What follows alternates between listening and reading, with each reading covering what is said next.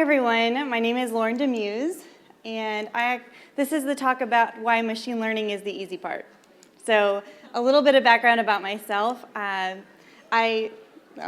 First of all, didn't know there were animations in all these slides, so apologies. I'm going to have to click through them. But a quick thing, I am currently the Chief Operating Officer at Rome Analytics, which is a healthcare natural language processing platform in the Bay Area.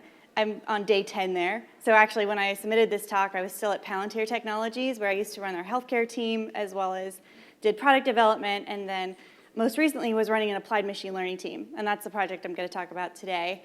My background, though, has nothing to do with machine learning. I'm a molecular biologist by training and healthcare public policy. So if anyone else is out there saying, I know nothing about machine learning, neither did I. So you're in good company.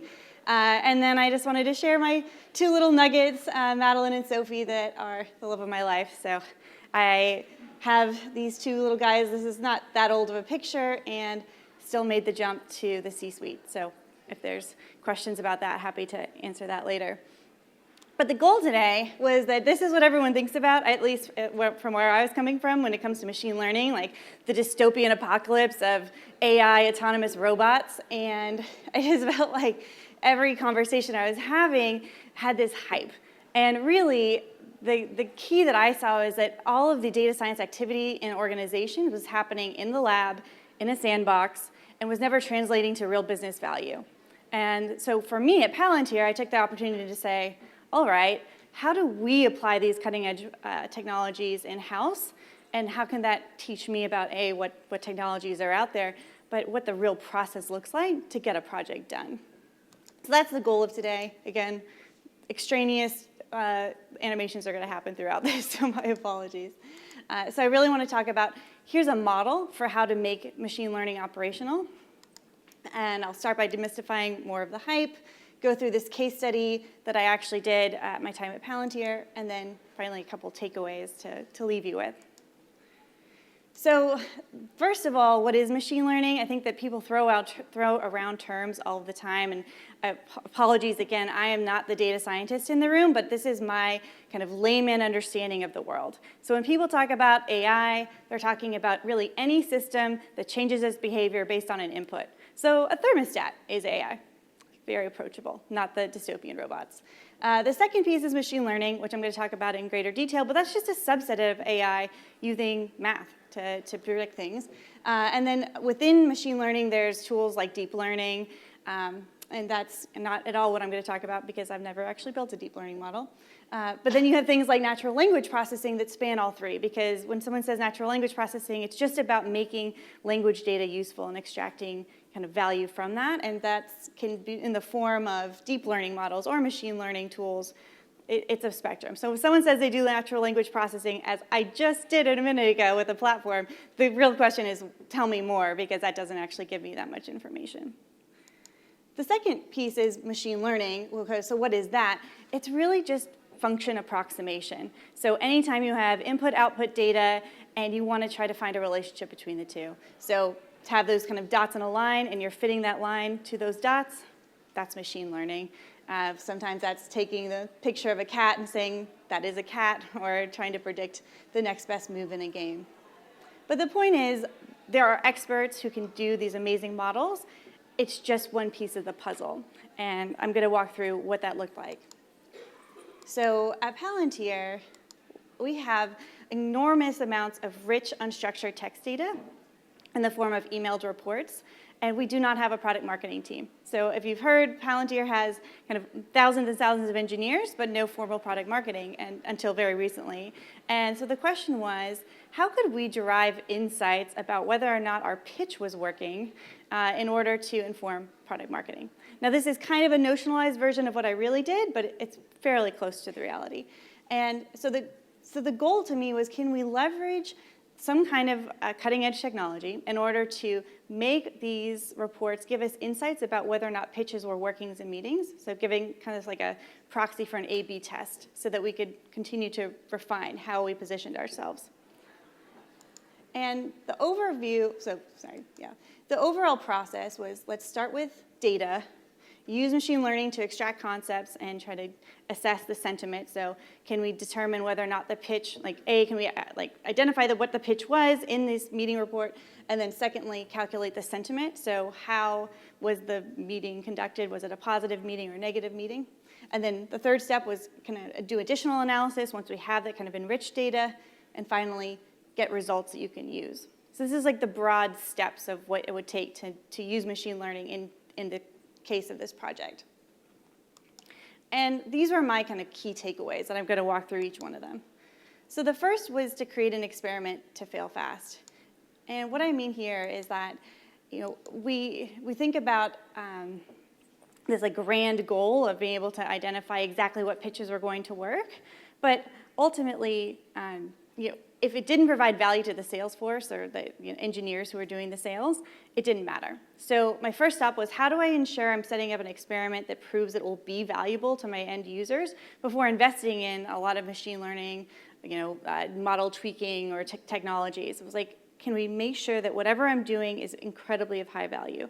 And the other piece was, I wanted to think big from the very beginning, but have a very small proof of concept. So if I was going to build something, the whole point was it needed to be completely automatable. It couldn't be someone running a report every month or every couple of weeks to be valuable. It needed to kind of stand alone, which meant understanding the architecture around what it would mean to do this in a full operational way. So to start with the proof of concept, I identified exactly what the insights would be that the engineers could use. So kind of at the very, very end of the pipeline, like that visualization, what is it? What questions can we ask? And then kind of stepped through all of the backwards, kind of, okay, well then what kind of pipeline we would need to do that, and kind of get that big picture. The other piece of this is talking to stakeholders. So I mentioned the users, our engineers who are going to be consuming the insights. The other key piece was going to all of our different teams within the organization and kind of letting them know what I was thinking about. And so this was key because often teams, particularly in security or legal teams, they kind of get blindsided by projects. And they're like, oh, hey, we have this really cool thing. We need it tomorrow, and we didn't ask you for any kind of help along the way. Can you drop everything and help me on my project? And so that's really, really important to avoid. So for me, if you come in with a proof of concept saying, I know that if we can do this high value thing, someone in the organization is going to be incredibly impressed and happy about it, and let me engage you so that you're part of the process, from a stakeholder perspective from the very beginning. And so that would be, in case all organizations are different, but that can be the legal team, so someone helping make sure that you're using data appropriately. It can be the information security team, ensuring that they're kind of on board with how you're moving data around. It can be, of course, the stakeholders themselves, the users. It can be, at least at our organization, the IT team, making sure they know how you're wanting to do things. And again, coming to them with I'm just doing this hypothesis, I just want to see if it's going to work, and then we'd scale it out, is a very different conversation than saying, I have the whole thing ironed out from the very beginning. So then, this is what our proof of concept looked like. So we did a one-time data dump from the raw meeting reports. Then we used machine learning just on our laptops, nothing high-powered, using kind of basic out-of-the-box Python libraries. And we used entity extraction and a Vader sentiment index, which is just a library that's available. And then did additional analysis within a Jupyter Lab notebook environment as well as in Excel. And then finally, a PowerPoint mockup, which I'm going to get to next, which is not to over-focus on the machine learning itself. This was step 2. And instead gather feedback. So, but just take a pause here. We had done all this work to say, okay, we know what the insights are we want to get to. I had a data scientist who were helping me on the actual modeling. What really matters? So we did the kind of initial brush, and the data scientist I was working with was like, okay, we could do this 1,000 different ways. We can make it a lot more robust. But I was the one who had to hold the bar on what really matters, what level of nuance we need to get to as far as the pitch we were extracting or the meeting report response that we were looking at. And so the key was getting that kind of last step, that visualization prototype, so that I could go to the users and say, all right, if this is the insights that you're delivered, is this useful enough? And that's where the prototype matters so much. It didn't need to be polished. It didn't need to be an interactive dashboard. Like a simple PowerPoint that took me an hour to build that looked good and had the real insights in it so they could respond was all that was needed. And so here's this is kind of a classic prototype, like something hand-drawn. It actually gets you really, really far as the user feedback goes.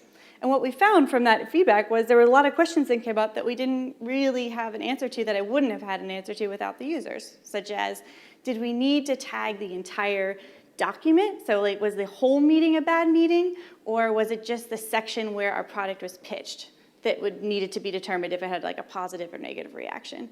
And that has a really big implication as far as like the machine learning model itself. Another question was, do we need to know who gave the pitch? Like, do we need to capture who did it? Because that would have a really big implication on GDPR, which is a protection legislation that ensures that your personal information is used properly. And so if we didn't care about who gave the pitch, then that would actually make it very easy from a compliance perspective to use the data. So those are kind of massive changes as far as what you'd have to architect from a pipeline perspective, as well as what the end product ends up looking like. Wouldn't have had that unless we showed the user something immediately for them to kind of get their hands around and get that feedback. And then the next step, oopsie, there we go, was kind of thinking that big picture from the beginning and then getting a very specific plan before going back to all of those teams that I was going to rely on, like the IT team, the the legal team. We have like funny names at Palantir for all of our internal teams. And our compliance teams. So once we had that big picture and exactly those kind of nefarious questions answered about like where's the level going to be drawn around the data that we're wanting to use, we could go back and have a very straightforward conversation. And so here, I just wanted to call out that it was about having this kind of ongoing dialogue so that nothing was blindsided by the time it got to them, as well as accountability. Like we needed to make sure that everyone who was using was actually going to keep using it in order to validate the continued investment from these internal teams that were going to help make this thing like a live system. What we ended up doing was using, let me just go to this next slide. We ended up using automated pipelines, so we didn't have to have kind of manual data extractions, and the frequency was determined again by the users. So it was like a very big difference to say I need this in real time every minute of every day updated versus what our users said, which is actually I really only care about like it being relevant as of the month before. Really big changes to what you end up having to build internally in order to support that kind of a use case. Then when we use the machine learning to extract it, instead of doing kind of a very bare bones, we were able to tweak the places that needed to be tweaked and improve performance where they needed to be improved, but not spend a whole lot of effort. I mean, this was all done within 2 months. Not spend a tremendous amount of effort to get modeling to 99.9% instead of 99.8%. And then as far as the additional analysis goes, instead of doing analysis kind of in a one-off way, we encoded it into a Flask application, which is very straightforward for Python coding, and then ultimately had it live in an interactive dashboard. So given I left the company, it's still going. Like even though I'm not there, it's like a machine that's kind of continuing to run, even though I'm not there to like maintain it, keep things moving forward. And from what I understand, it's still being used very actively, which is great. So what I hoped with this example was to cover these animations, to cover these 3 big things. The first one was just focus. I think it's so important that as you're having these many, many different meetings, to not get lost in the sea of ideas that accompany machine learning. People have, and then we could do this, and then we could do this, and then we could do this, and we could use this crazy model you've never heard of to do this. And it's like someone has to hold the bar on what matters and just stay laser focused on it.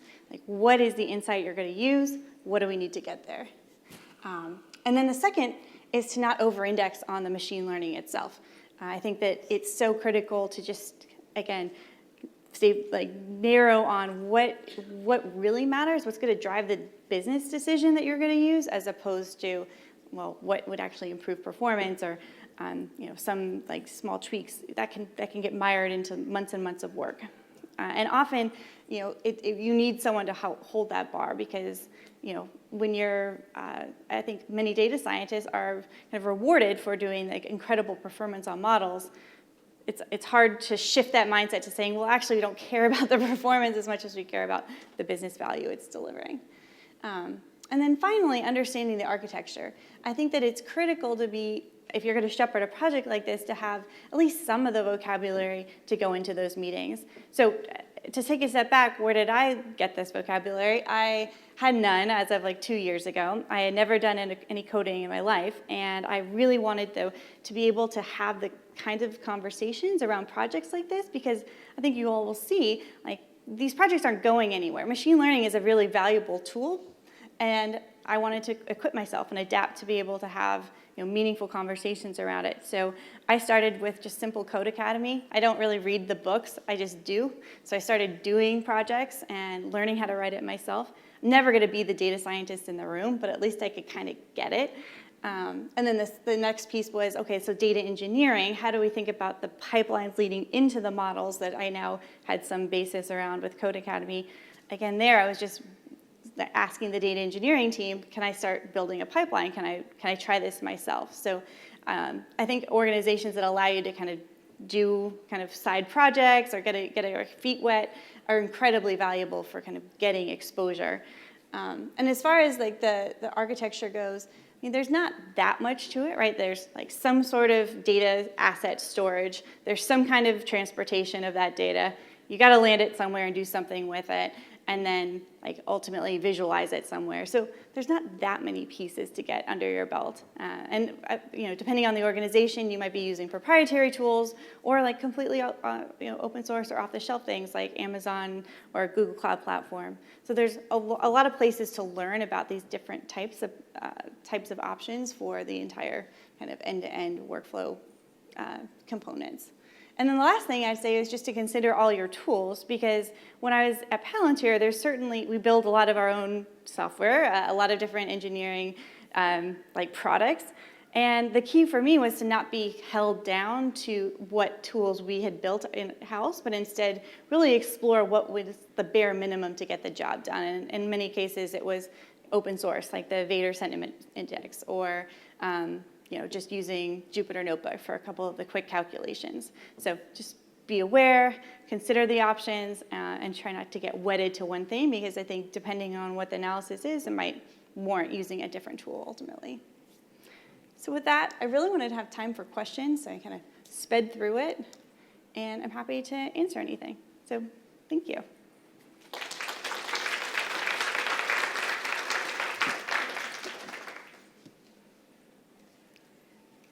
Yes? Yep, so the question was how long it took. So from the first month was really the kind of sandbox, like how do we do a quick proof of concept? And then by the end of the second month, we had an operational system. And so to me, it was mostly about coordinating people. Making sure that the various teams had been told what we were doing, so no one had like, you need to have this done in a day. Everyone could kind of do things on their own timeline. I find that unblocks things and helps it move a lot faster than kind of the last minute, we need this tomorrow. And then I think that's just the natural defense is, whoa, what are you doing? Who are you?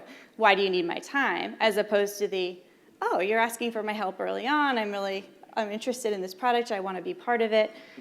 It's a very different, blocking versus not blocking mentality that you can create.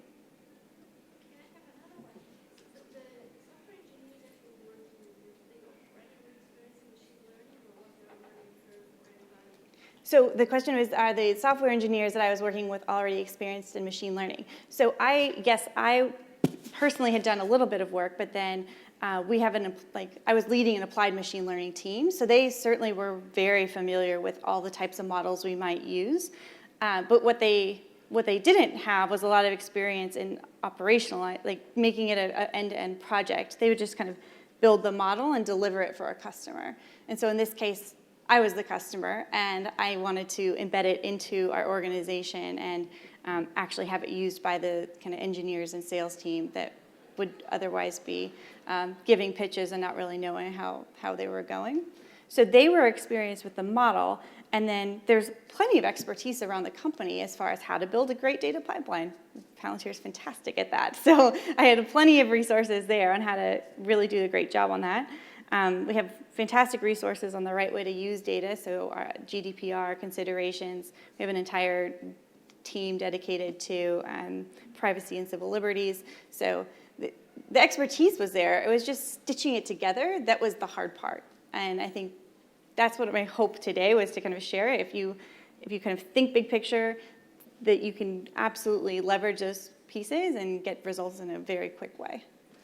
So, yeah. Is it really important to be very good in deep learning in order to be a very good machine learning engineer? So the question was, do you need to be very strong at deep learning in order to be a machine learning engineer?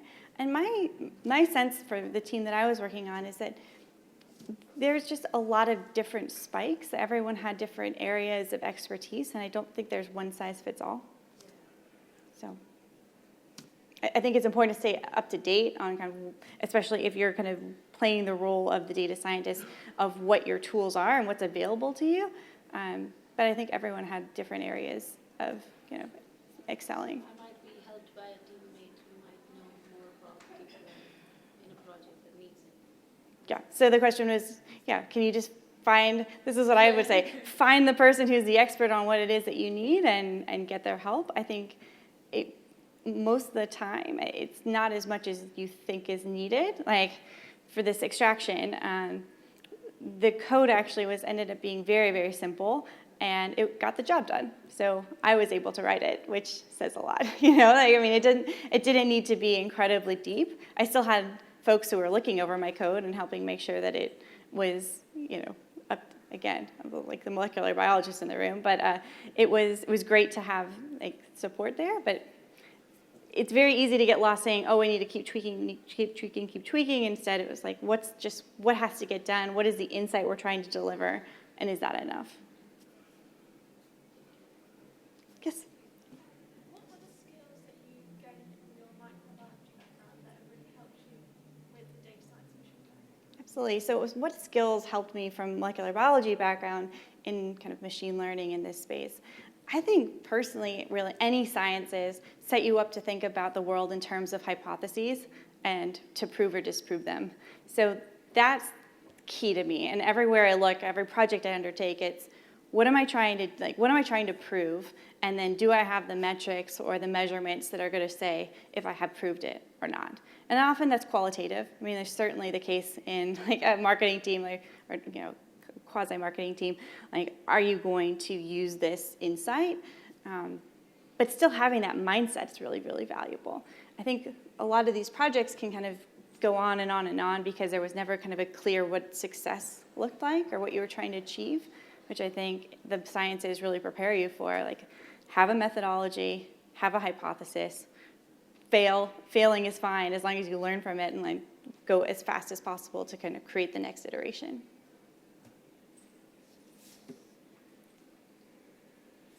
Great.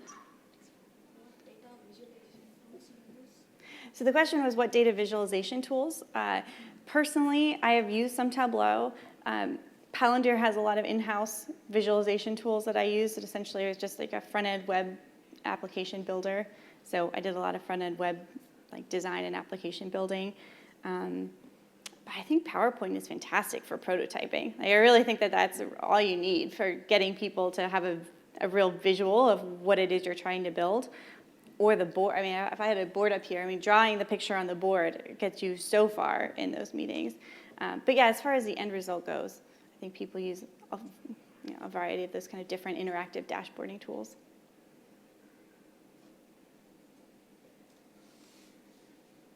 Anything else? Yeah. So from your proof of concept, how far is have you seen many hurdles getting it done, or how long does it take for the success rate? So from a proof of concept, how long did it take? I feel like in this case, so we had taken about 2 weeks of upfront work to just make sure we were using data appropriately and our users were on board. It only took about 2 weeks to do the analysis and get it in front of it doesn't take that long, right? And then we showed it to them 2 weeks later, and the question was just simply going to be, is this valuable? Because we don't want to waste our time if tweaking this if it's not going to be valuable to you? And there was definitely clear value. They're like, oh, this is really helpful. I would tweak this. I would say my pitch differently here. Then the other key piece, so from there, it was like another month of, okay, now we've heard the feedback and we can like update the models, update the pipelines, and go for it. But it didn't take that long. I think that's a lot about the person driving the project too. I'm all about like, what's stopping me? Like, let's just go, let's get it done. The other thing on that project was like, there's just a lot of questions that you might not have thought about answering up front. So having that early check-in, like literally 1 week after the results were done, was key. So one of the questions that came up was, well, do we care about like the industry that we were pitching to? Like, does that matter? I hadn't really considered that would, be an indication, but the like engineers at the end were like, actually, I really care about that. And so that was just, a small change in the underlying data, but that had a really meaningful impact that we wouldn't have surfaced. Now, all of those small changes are easy when it's doing like local code on a laptop. It's a lot different if you're in an operational system and you've built these automated pipelines to go in and make those changes. Maybe it's because you don't have the keys, maybe because another team controls it. So my goal is to get all of those changes ironed out. This was kind of the measure twice, cut once, before going to the data engineering team and saying, can we help make this hardened thing? So yeah, that's kind of a simple example. But this was actually kind of a big project overall for the organization. So I'm making it sound small because it did happen very quickly, but it had a big impact. Yeah? In general, sort of zooming out, how easy was it to convince a business to be able to do these proof of concepts? Like, were you enabled by them to sort of experiment in that way, or how did you pitch that? Yeah, so the question was how easy was it to get people on board with proof of concepts? I'd say very. I think that people are very happy to say, like, let me show you value, and then you decide if it's worth your time, as opposed to, I'm going to have this big ask, I'm going to go away for 6 months and come back with something that will amaze you. So I've, at least in the organizations I've been at, it's always been much easier to try to pitch something small and incremental than like the big, I need 12 engineers and like a huge amount of time to get something done. So at least that's what I've seen. Anything else? Great. Well, thank you all so much for the time.